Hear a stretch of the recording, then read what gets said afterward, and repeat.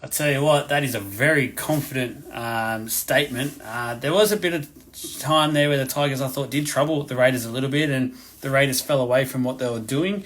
Look, to be fair, I thought the Canberra Raiders were a class above in this one and could score, especially in that second half, basically at will whenever they wanted, which is concerning for the West Tigers. I thought the West Tigers did look good once I had the Caesar and Lockie Galvin combination. Lockie Galvin basically just took over the game and made it his own. He has such a bright future, but for the Raiders not getting out of first gear, I think there was a little bit of times there where they had to get up a few gears. Maybe they went back and coasted a little bit, but they're still, I think that's a bit disrespectful to the West Tigers as a whole. I tell you what, at the start of the season, I had them in a prediction, obviously, to finish bottom four. There is one thing I'm about to tell you right now about the Canberra Raiders. I don't think a single team out there will be looking forward to playing them. They'll look at the calendar, see they've got the Raiders next up. I think they'll all go, holy shit, we're in for a battle here. That is one thing you'll get with the Raiders. They won't go away. They will be so hard to beat. They'll have this grinding style that just will not, they'll be unrelentless on it. They will just not stop with it. It, for mine, is something to keep an eye on when you're versing them. They will not be easy beats this year in 2024. It was pretty stop-starty, the game. Whether it's the most, I'm not too sure. Maybe someone out there can check that and get back to the page. That'd be much appreciated. But it did seem to stop and start quite a bit. I thought that had to do with a lot of just the first few rounds. It obviously is, I feel like, over-officiated in a way because everything's fresh in the refs' minds. They're trying to clamp down on things and make an example for certain rules and stuff that they always pick out at the start of the year. So that's probably plays a part in the fact that it was the Tigers' first game, so they're getting used to some of these new rules as well. Didn't help setting the game up for a real flowing type of game. It was a real stop-start one. Yeah, mate, I do feel for you for this one. It was a bit of a tougher game. It was one of those ones that just sort of let slip, didn't you? It was just, I felt like the Knights halves, the game was there to be won. They just didn't take control, which has been an issue so far. I haven't really liked the pairing at all in 2024. I have been quite vocal about that. And again, this was a different style of game where they were able to score some points and things like that. But when they needed someone to ice the game and steer the ship, I thought the best player to do that was sitting on their bench in Jack Cogger, which they need to sort something out. He's not a hooker. I don't know why he keeps coming on and playing hooker. Someone needs to bite the bullet. I think it's time to tap Tyson Gamble on the shoulder personally. Look, Chad Townsend, he iced the game, didn't he? There's been a lot of talk about him not being up to it anymore, going off to the Super League. There's constant rumours about him not lasting the season.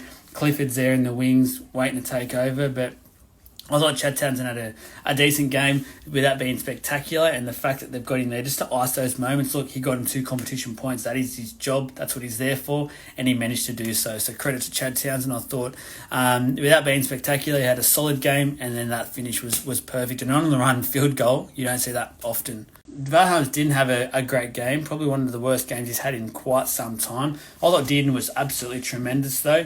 You'll see in the 3-2-1, I actually gave him my 3 points. I thought the way he steered that side around, even though he did make a couple of mistakes, especially towards the end with his kicking game, I just thought majority of that, only reason the Cowboys came back into that was because of Tom Dearden continually threatening the line. But you're right, Val Holmes, not the greatest game. He'll admit that. I think he did it in the post-match interviews as well.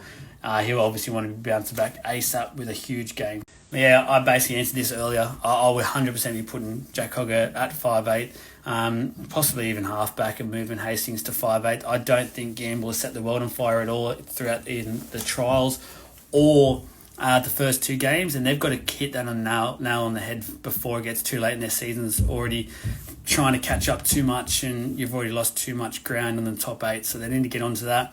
Last year was last year. That was a completely different competition. Teams have strengthened. We've just got to see how they go from there. Yeah, look, it was a bit of a weird performance from the Cowboys. It was sort of, I think, a lot what we will anticipate to see from them this year. I obviously didn't have them in my 8. For this sort of reason, for this performance that we did see, I know they did come away in the end and got the 2 points. I think the Knights have been very, very disappointing, so I say that. But the Cowboys they just sort of looked like they were taking the game for granted in a way. They just thought they'd come out and it would win itself. I think halftime they must have got a huge rocket because they came out a completely different team. I think they had 2 tries in the first 5 minutes of that second half to really set the game up and get that momentum back, which they completely lost in the first half. So credit to the Cowboys. That second half is what we need to see from the Cowboys for 80 minutes each and every week. If they can produce that, they can be a top 6 team in this competition. I 100% agree. There's obviously 2 parts to your one. You mentioned the fact that wingers train this. Yeah, Bellamy said that in his post-game press conference that he trains that each and every afternoon. That's why he wasn't surprised that he was able to do it. But I personally have it as the greatest put down I've ever seen. I know a lot of people are saying similar things. The context of the game for what it meant, literally the last play of the game, absolutely remarkable. Cannot credit it enough, cannot speak highly enough of it. I probably do it a disservice by not speaking high enough of it, but just put it in that category. It's the best put down I've ever seen. A lot of people talk about this one, Warriors fans.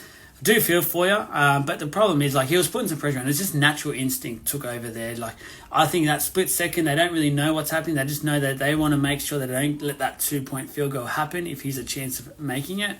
So that's just natural reaction takes over to go, I'm getting in the way. No one could have, at all in their right mind, picked out in their mind Xavier Coates to score that try. They could have let him do that 100 times out of 100. I don't reckon anyone will give him a chance to put that down once. So the fact that he was able to score it, it was a sensational try. I just think Warriors fans, don't be too critical on your team.